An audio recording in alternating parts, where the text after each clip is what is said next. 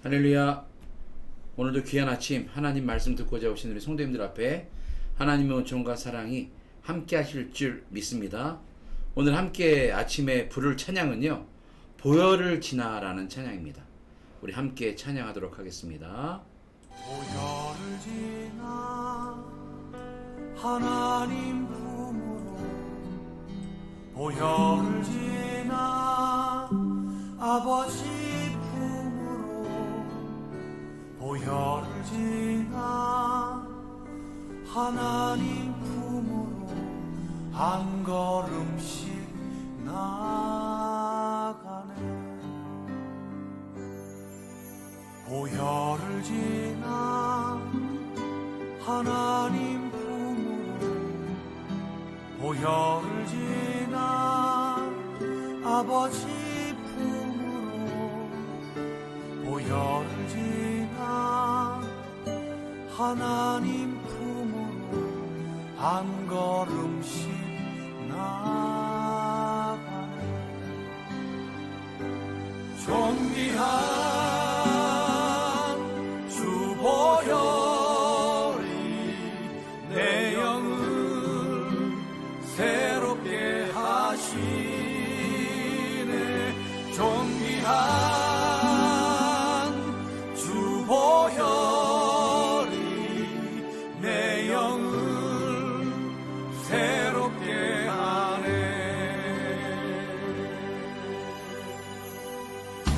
보혈을 지나 하나님 품으로, 보혈을 지나 아버지 품으로, 보혈을 지나 하나님 품으로 한 걸음씩 나가네.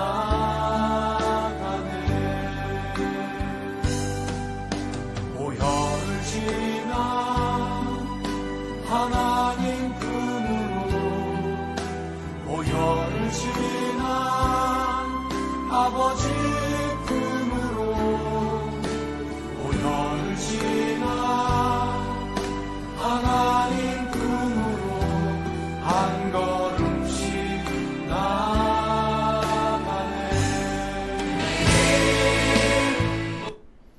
할렐루야. 보혈을 지나 하나님 품으로 나아가는 오늘 하루가 되기를 원합니다. 오늘 함께 나눌 말씀 제가 봉독하여 드리도록 하겠습니다. 오늘 함께 나눌 말씀은요, 시편 1편 1절부터 6절, 여러분들이 잘 아시는 말씀입니다. 시편 1편 1절부터 6절 봉독하여 드립니다. 복 있는 사람은 악인의 꾀를 쫓지 아니하며 죄인의 길에 서지 아니하며 오만한 자의 자리에 앉지 아니하고 오직 여호와의 율법을 즐거워하여 그 율법을 주야로 묵상하는 자로다. 저는 시냇가에 심은 나무가 시절을 쫓아 과실을 맺으며 그 잎사귀가 마르지 아니함 같으니 그 행사가 다 형통하리로다. 악인은 그렇지 않음이며 오직 바람이 나는 겨와 같도다. 그러므로 악인이 심판을 견디지 못하며 죄인이 의인의 회중에 들지 못하리로다. 대저 의인의 길은 여호와께서 인정하시나 악인의 길은 망하리로다. 아멘. 복 있는 사람은 이라는 제목으로 하나님의 말씀을 나누도록 하겠습니다. 하나님은요, 우리들에게 복을 주시길 원하시는 분이십니다. 문제는 우리가 복을 받지 못하는 이유는 우리 인간들, 우리들에게 있습니다. 복을 못 받는 이유는 딱 하나, 성경은 죄라고 말합니다. 예수님을 통해 용서를 받지 못한다면 우리는 복을 받을 수가 없고요. 오늘 말씀대로 복을 받을 만한 그릇을 잘 준비한다면 하나님께서 우리에게 예비하신 복을 우리는 받아 누리게 될 줄로 믿습니다. 여러분, 그래서 성경에 보니까 내 입을 크게 열라 내가 채우리라, 하나님께서 우리에게 주신 말씀인데요, 내가 입을 벌리고 준비할 만큼 준비하고 크게 입을 벌리고 그릇을 준비하면 하나님께서 채워주시겠대요. 이 말처럼 우리가 복받는 인생이 되기 위해서 우리가 해야 될 일이 있는데, 첫 번째는 오늘 말씀에 나와 있는 대로 죄를 멀리하는 것입니다. 왜냐하면 모든 죄는 불행의 원인이 되기 때문이에요. 어떤 사람이 복 있는 사람입니까? 악인들의 꾀를 따르지 않는 사람입니다. 사단들이요, 우리를 유혹하려고 온갖 수단을 다 사용하고 있습니다. 이번에 우리 청년 집회에 수련회에 함께 가서 귀한 목사님 말씀을 좀 들어봤는데, 그 다니엘 김 선교사님이 이런 이야기를 하더라고요. 사람이 사단을 이기기가 너무나 힘들다는 거예요. 사단의 권세를. 왜냐하면 우리는 일평생 살아야 80년, 100년인데 사단은 6,000년 전부터 우리를 쓰러뜨릴 계획을 준비해 오지 않았습니까? 하나님께 대적하며 인간을 쓰러뜨리기 위해서 구약 말씀 곳곳에서 예수님까지 쓰러뜨리려고 그렇게 노력했던 그 사단의 세력이 우리가 어떻게 이길 수 있겠습니까? 이기기 위해선 우리가 아예 악인의 길에 서지 않아야 될 줄로 믿습니다. 성경에 나오는 우리를 넘어뜨리려는 그 시험들을 4가지로 나눌 수가 있는데, 사단의 계략들입니다. 첫 번째는 욥이 당한 시련이에요. 욥이 당한 그 아픔들, 가족들이 죽임을 당하고 몸에는 피부병이 생기고 부인은 떠나가고 친구들에게는 온갖 독설을 듣고, 그럼에도 불구하고 어떻게 이겨냈습니까? 인내로 이겨냈습니다. 두 번째도 다른 시험은 우리 예수님이 받으신 시험이에요. 이것은 말씀으로 대적하시면서 우리 예수님께서 40일 동안 광야에서 금식하시며 기도하실 때에 말씀으로 물리친 것을 보게 됩니다. 세 번째는요, 사도 바울이 당한 시험이 있습니다. 육체적으로 온갖 고난을 당하고 감옥에 갇혀 있더라도 무엇으로 이겼습니까? 어느 곳에 있든지 간에 기뻐함으로 그 시험을 이겼습니다. 또 4번째, 요셉이 받은 시험이 있습니다.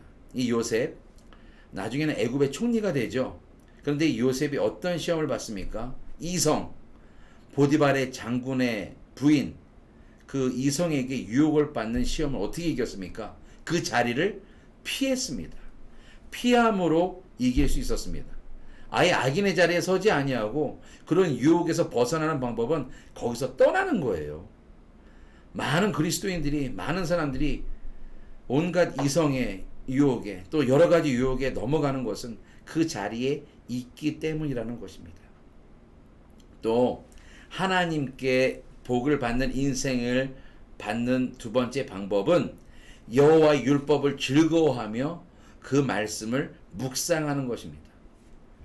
올바른 묵상, 그냥 말씀만 생각하는 것으로 끝나는 것이 아니라 그 말씀대로 행하는 데까지 이어질 때에 하나님께서 기뻐하셔서 내 영혼이 잘 되는, 내 범사가 잘 되는 복을 누리게 될 줄로 믿습니다.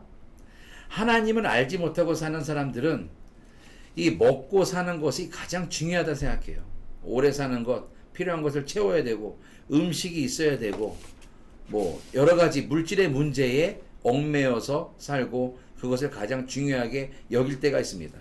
하지만 가장 중요한 것은 내 육신을 채우고 필요한 물질이나 먹을 것이 아니라 영혼의 문제예요. 하나님 주시는 말씀으로 매일매일 채워야 될 줄로 믿습니다. 이스라엘 백성들을 가나안 땅에 들어가기 전에 하나님께서는 광야에서 40년 동안 그들을 훈련시켰습니다. 그 광야에서 하나님께서 먹이신 신령한 음식이 있었는데 그것이 무엇입니까? 네, 맞습니다. 만나입니다. 매일매일 새로운 만나를 먹고 이들이 일용할 양식으로 버텼는데, 생각해 보세요. 하나님도 귀찮지 않으셨을까요? 매일매일 이 백성들이 먹어야 될 만나를 하늘에서 내려야 됩니다. 아예 일주일치를 한 번에 내려서 한 달치를 한 번에 내리실 수도 있어요. 음식이 썩지 않게 하실 수 있는 하나님의 능력도 있습니다. 그런데 왜 매일매일 그만큼 먹을 양식을 내렸었을까? 이것은 비단 우리에게 주시는 말씀이에요. 바로 신령한 영을 채우는 하나님의 말씀을 매일매일 받아야 된다고 하나님께서 말씀하시는 거예요. 복 있는 사람은 하나님의 말씀을 즐거워합니다. 중요한 것은 하나님의 말씀을 잊지 않고 매일매일 묵상하고 읽고 기억해야 된다는 것을 기억하시기 바랍니다. 이렇게 사는 사람은 본문 3절에 보니까 그는 시냇가에 심은 나무가 철을 따라 열매를 맺으며 그 잎사귀가 마르지 아니함 같으니 그가 하는 모든 일들이 형통하리로다. 하나님의 말씀을 묵상하는 자, 하나님 말씀대로 사는 자, 하나님께 뿌리가 박혀있는 우리는 잎사귀가 마르지 아니하고 열매를 맺는다고, 또 형통한다고 본문 3절에서 이야기하고 있습니다.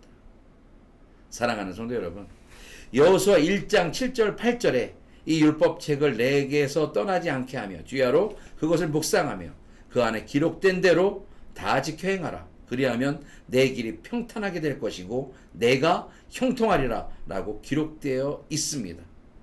여러분, 하나님의 말씀을 묵상하고 사랑하고 또 마음에 새기시길 부탁드리겠습니다.